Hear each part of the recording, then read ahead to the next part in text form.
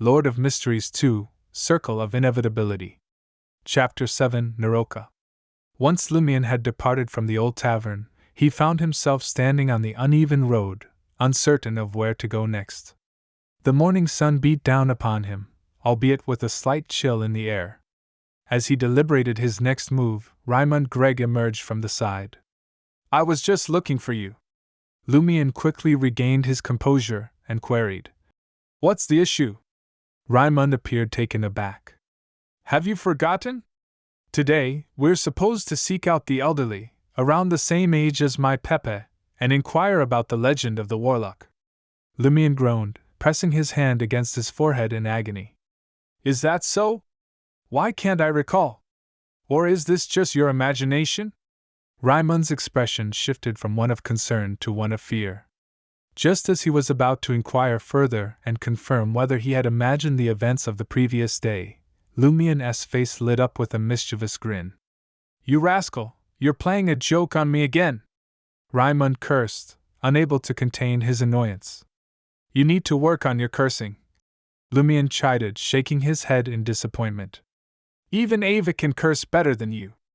Ava Lizier, the beautiful daughter of Courtive Village's renowned shoemaker Guillaume Lizier, was now a goose herder. Raymond's expression shifted as he muttered, "Ava." He then looked at Lumion. "She's our friend, right?" Lumion nodded with a smile. "Indeed she is." The trio, along with Guillaume of the Berries and Ava's cousin Azema Lizier, were inseparable teenagers who often spent their days together. "Why don't we bring Ava on board to help us uncover the truth behind the legend?" Raymond suggested. "As you know, her father always said, 'Why must a dowry be paid when a woman gets married?' How many good families have fallen like this? It pains her to hear it. She might be relieved if she could get some treasure or reward from the investigation. I've also heard the heads of several families in the village say similar things, including our padre," Lumion added with a sly grin. "They wish their brothers would stay at home forever. Even if they get married, they won't venture out alone to establish a family. That would require them to split the assets and give them their deserving share." Lumion shot a furtive glance at Raymond and continued, "Therefore, many families prefer to let one of their children become a shepherd. This way, he won't get married and will have a certain income. Most of the time, he can support himself." Raymond's expression gradually darkened as he considered the implications of this issue. He had never thought too deeply about it before. This was precisely why he enjoyed spending time with Lumion. Although most people in the village believed that Lumion had a poor character and enjoyed lying and playing tricks, he was actually more knowledgeable than anyone his age. Raymond, on the other hand, felt like he didn't know much and spent his days in a daze, simply following through with his family's arrangements. "It's good that you know," Lumion thought to himself before skillfully steering the conversation back to their investigation. "It's too late now. We must hurry up and ask around. We will get Ava tomorrow. Yes, we can also bring Guillaume Jr. and Azema on board later. Not only will this potentially lead to gains, but it will also be a fascinating activity that can train our abilities." "Bring Guillaume Jr. and Azema too?" Raymond grumbled begrudgingly. The more people involved, the less his share of the rewards would be. Furthermore, if he included them, he would have fewer chances to win over Ava's affections. Lumion regarded him with a touch of kindness and pity in his gaze. "Silly child, do you think Ava will fall for you? Her eyebrows are very high, and she only wants to marry into a good family. She clearly has a certain favorable impression of me, a villain, yet she can control herself. In the Dirige region, having high eyebrows meant having high standards, and they wouldn't settle for just any average bloke. My sister always said there is strength in numbers," Lumion explained simply. "Who are the old croakers that we need to visit?" "You didn't investigate?" Raymond asked in surprise. "How could I have the energy to investigate after the incident with the wand card?" Lumion smiled and quipped, "Of course I investigated. I am just testing your ability to gather information." Raymond had no doubts. "There are 9 elders who are still alive in the village. They are about the same age as my Pepe, or a little older. 6 women and 3 men. Ladies do live longer. Lumion listened quietly, deep in thought. There's no need to visit the last two. They're from another village and came here through marriage. Let's start with Naroka. She's the oldest and might have been an adult when the warlock incident happened. Naroka's real name wasn't actually Naroka. It was a title of respect for her. In Riston province, married women from prominent families or those who were the actual heads of households were entitled to the title, Madam. More than that, their names were marked with an A to proclaim their femininity, and prefixed with Na to signify their authority as madams reigning over their domains. Madame Pualiza's family had been in decline for a long time, and at home she dutifully deferred to her husband Biest, the provincial administrator. Therefore, she didn't have a Na prefix or an A suffix. She could only be addressed as Madam. Naroka had been widowed early on in life, and as a result, she took over the family's accounts.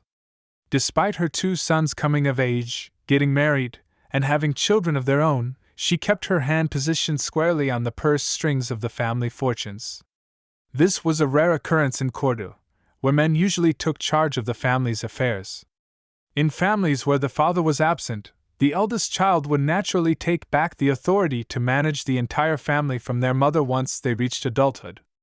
Okay. Raimund acquiesced without questioning Lumion's decision. As they walked by a few buildings, Lumion spotted 4 old women basking in the sun as they chatted casually in front of a 2-story house. They sat very close to each other, catching lice on each other's bodies, which was a form of entertainment in the countryside of the Intis Republic that served to bring people closer and express affection. Do we ask her now? Raimund hesitated, concerned that their pursuit of the truth behind the legend might spread throughout the village. Let's wait a little longer. Lumion replied solemnly, knowing that many rumors in the village were generated and spread through such gatherings. After a while, the other 3 old women left one by one because they still had work to do at home. Good morning, Naroka. Lumion immediately walked over. Naroka's hair was grizzled, and her eyes were slightly turbid. She wore a dark dress made of rough cloth, and her hands were covered in a layer of chicken skin with obvious patches on her face. When will Aurora join us? Many people in the village miss her.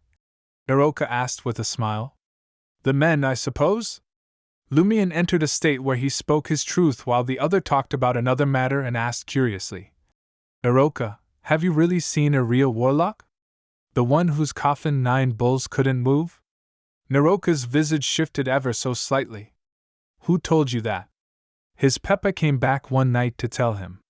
Lumion began to spout nonsense. Naroka was stunned. Can souls really return? My papa told me that Peppa had mentioned it when he was alive. Raimund interjected, unable to watch Lumion deceive the elderly woman. Naroka's expression fell. After a moment of contemplation, she spoke up. Before he passed, none of us knew he was a warlock. He acted perfectly normal. Just like how you don't know that Aurora is a warlock. Lumion thought to himself. Until he suddenly died and that owl flew over. Naroka trailed off, lost in her memories. The rest of her tale mirrored the legend. Lumion pressed further. Where did that warlock reside at that time? Naroka glanced at him. It's where you and Aurora are dwelling now. After that warlock was laid to rest, the Padre and a few others ransacked the place and burned it to the ground. For 2 or 3 decades, no one dared to approach that site. Eventually, the matter was forgotten. Later, Aurora came and purchased the land to rebuild the house. Our place? Lumion's heart skipped a beat. This answer was completely beyond his expectations. In a flash, he realized that there were a multitude of problems he had previously overlooked. With Aurora's knack for making money and her mysterious, unearthly abilities, why on earth would she settle down in the rural countryside of Cordu? Cities like the provincial capital, Bigar, the bustling textile center of Suit, or even the capital itself, Trier, would be far better options. Even if Aurora was seeking a place with fresh air and a pristine environment, these urban centers boasted plenty of areas that would suit her needs.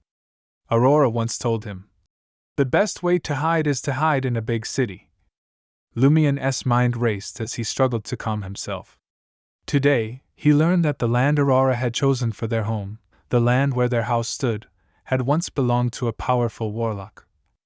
"Where is the warlock buried?" Raimund interjected, unable to contain his curiosity. With no hope of finding riches in Lumien's home, he could only hope that the warlock's body held some sort of valuable secret. Naroka said with amusement. This was quite the affair. It undoubtedly sounded the alarm for the padre. In the old days, 9 bulls were gathered to pull the coffin to the cemetery beside the cathedral. The padre performed a ritual to purify it. Eventually, the body was cremated and the remains were buried in a grave.